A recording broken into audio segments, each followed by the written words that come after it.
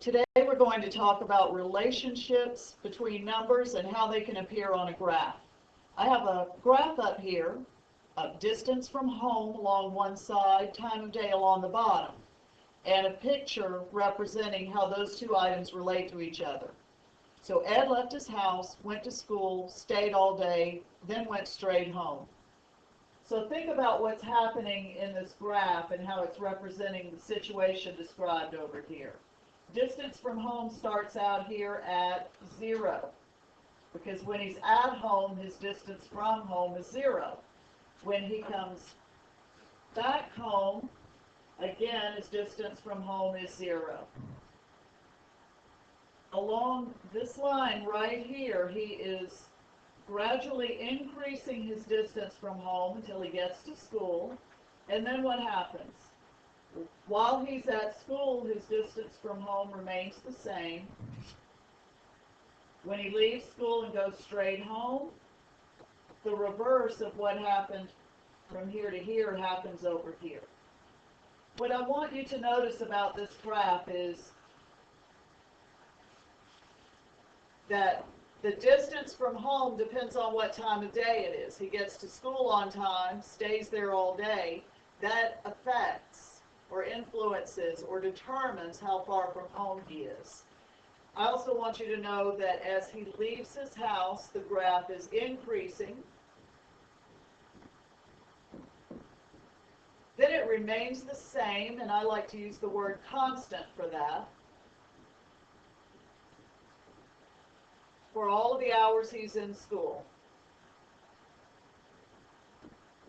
As he returns home, his distance from home decreases until the distance is 0. So the last part of the graph is decreasing. This is typical of what we'll be doing in this section, is to look at graphs and say, are they increasing, decreasing, or remaining constant? Those are the only three things that can happen. Here's another graph, so take a moment and look at it. And think about what you know from your own experience. What happens during the day? Well, from midnight till about 7:30 in the morning, it's possible that temperature could remain constant. This doesn't happen every day. This is not a rule. This is just what's represented on this graph. And it's typical of what really happens with the outside temperature. Stays about the same, and then what happens in the morning? The sun comes up, if you're lucky. It's not unusual for the temperature to get warmer throughout the day, and then at some point it hits a peak, and it may stay that way for a while. On this day, the temperature stayed the same from about maybe 11 a.m. to 6 p.m. And then what happens later in the afternoon? Well, the sun goes down and the temperature can drop. And then the next midnight, would you say it was colder the next midnight, the same temperature it was the midnight before? Colder? I agree, because it looks like this point right here is lower than it was before. Now, I intentionally did not put any numbers along here for temperature, because at this point I don't want you to worry too much about exactly what the temperature was. Just the trend of the graph. So where would you say that this graph, well, let's look left to right. We'll analyze the graph that way. From 12 midnight the first night until 7:30 the next day, what did the graph do? Stayed the same. All right, so let's say it was constant. And then from 7:30 until about 11, what did the graph do? Increasing, and that means the temperature was going up. From 11 until 6, then it was constant again, but constant at a higher temperature than it was before. But it's still constant.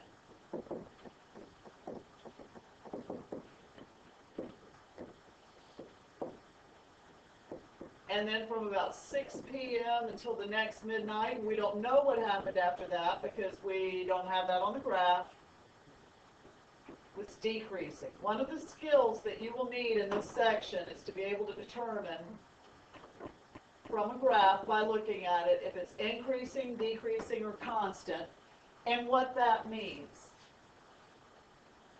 I also want to point out some other things about both of these graphs that we've looked at. These are two examples of continuous graphs.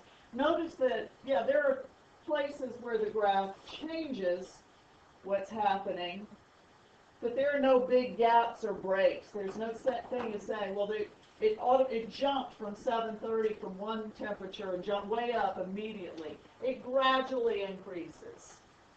These are examples of continuous graphs. Another kind of graph is a discrete graph. Here's an example of one, and this is how discrete graph is spelled.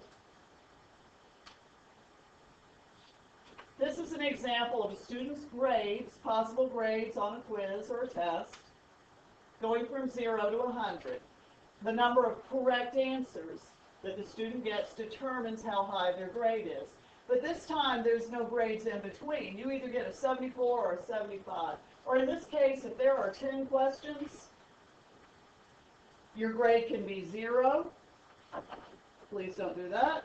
It could be 10, it could be 20, 30. So the red dots, I'm just showing what could happen. If there are 10 questions and they're either right or wrong, you're not going to have somebody make a 72. Yeah, yes, I realize that sometimes we have partial credit, but in this situation, we're just saying 10 points per question, 10 questions in all. This is a discrete graph. Here's the definition of discrete graph for you to write down. Only discrete or distinct points are possible. Everything is separated. There aren't lines or line segments connecting up the points.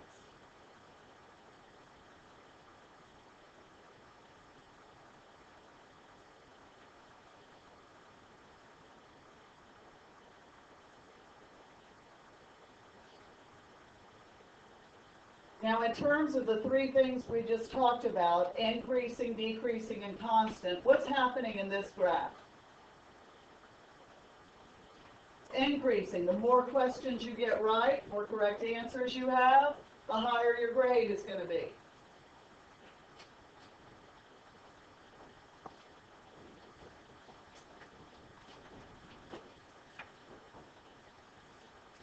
All right, so this graph is increasing. Before we look at the next graph, I want to point out two other terms for you to write down on your paper. Think about these situations.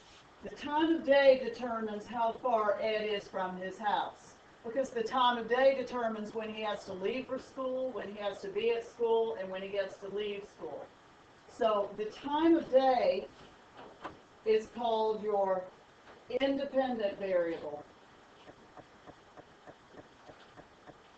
Ed can't control the time of day by leaving his house, but what time it is on the clock determines how far he is from home. That means that the distance from home depends on the time of day, and that's your dependent variable. So there's two more words for you to learn that relate to graphs. When graphs are set up this way, where you have a horizontal line across the bottom and a vertical line this way for the background of your graph, and then the graph drawn on it, you'll hear me call the horizontal graph your x-axis, and the vertical part is your y-axis. So x-axis and y-axis. X is your independent variable, y is your dependent variable, and x determines y. That's true for your discrete graphs too. A graph does not have to be continuous to have an independent and a dependent variable. Your grade depends on how many correct answers you get. So the correct answers are on the x-axis, independent variable, and your grade that's a result of these numbers is your dependent variable on the y-axis. Read this situation and think about how it would look on a graph. And I've left numbers off again because I don't want you to worry about how many. I just want some graph that shows what would happen if you were measuring or counting someone's free throws that they're throwing every day for 2 weeks, if that person improves a little bit each day. Is it continuous or discrete? Does it increase, decrease, or remain constant? It definitely increases. Now think about this with free throws. Is it possible to say, well, he got 1.2 free throws one day? No, if this would be a discrete graph, because each day he's just counting a number of free throws. There's no in between there. So first day maybe he's down here, not at 0 necessarily. It didn't say he started where he didn't get any free throws, although you could. And if he increases some each day, he may not increase at a steady rate, but this graph is increasing. If you're just counting the number of free throws or the number of items that something is, then it is probably going to be a discrete graph. And all you can do is count the number of free throws. All right, so once again, and this is typical, although it doesn't happen every single time, the time or the day of the week, however you're measuring time, is your independent variable on the x-axis, and the number of free throws is your dependent variable on the y-axis. Your graph may not look exactly like mine, but as long as it's discrete and increasing, you are fine. Think about this situation. Jill pours juice out of a pitcher until the pitcher is empty. Now this is from the point of view of what's happening to the juice in the pitcher, not whatever she's filling up. So would you say that's continuous or discrete? I agree, it would be continuous because a little bit each time, some small amount, you're probably too small to measure. And how about increasing or decreasing?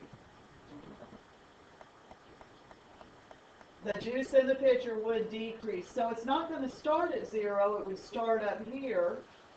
And if she pours at a steady rate, it would be a straight line down. Do I go all the way to 0? Because it says the pitcher is empty, yes, you go all the way to 0. Now there are other things that could happen. Maybe it would look like this instead. Maybe at first the pitcher's heavy and she's a little worried about pouring, so she's pouring and it's decreasing. But then maybe as the juice is draining out, she can drain it out faster. That could happen. Nothing in that sentence says it couldn't be one or the other of these. But that's typical of the situation that would happen when you're pouring something out of a pitcher. All right, to review, these are the words that you need to be familiar with. Your x-axis is your independent variable. That's the one across the bottom. Your y-axis then is your dependent variable because your x is what influences or makes your y happen. Graphs can be discrete. That's where you have separate little points. It's hard to get a pattern out of that one, but you can see where it starts increasing at the end there. But because the points are distinct and separate, that's a discrete graph. A continuous graph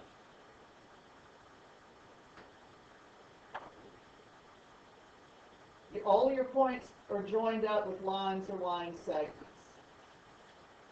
Now you could have a graph with a gap in it depending on what's happening, but it's still continuous because the points that are next to each other are joined together. Graphs can be increasing, decreasing, or they can remain what? Constant. Where you have a flat line that stays the same. All of these graphs show relationships between two different amounts that can be counted or measured with numbers, comparing an independent variable to a dependent variable.